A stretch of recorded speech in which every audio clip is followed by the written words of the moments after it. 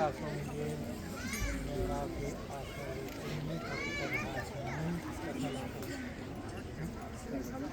48።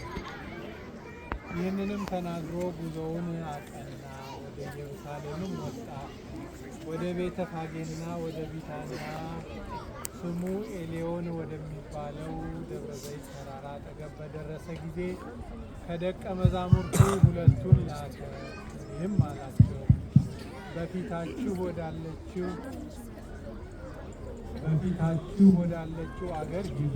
ደርሳችሁም ሰው ያልተቀመጠበት የታሰረ አህያ ታገኛላችሁ፣ ፈታችሁ አምጡልኝ። ለምን ትፈታላችሁ የሚላችሁ ቢኖር ጌታው ይሻዋል በሉ። የተላኩትም ሄደው እንዳላቸው አገኙ። አህያውንም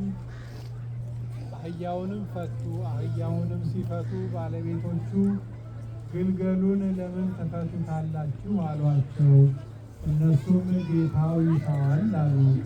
ይዘውም ወደ ጌታ ኢየሱስ ወሰዱት። በግልገሉም ላይ ልብሳቸውን ጎንጉዘው ጌታ ኢየሱስን በዚያ ላይ አስቀመጡት። ሲሄዱም በመንገድ ልብሳቸውን አነጠፉ። ወደ ደብረ ዘይትም አቀበት መውረጃ በደረሱ ጊዜ ደቀ መዛሙርቱ በሙሉ ስላዩት ኃይል ሁሉ ደስ ይላቸው፣ እግዚአብሔርንም በታላቅ ቃል ያመሰግኑት ዘንድ ጀመሩ።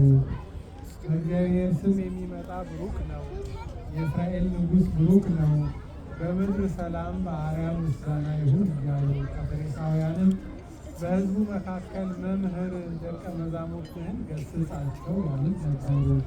እሱም መልሶ ልንገራችሁ፣ እነዚህ ዝም ቢሉ እኒህ ድንጋዮች ይጮኻሉ አላቸው።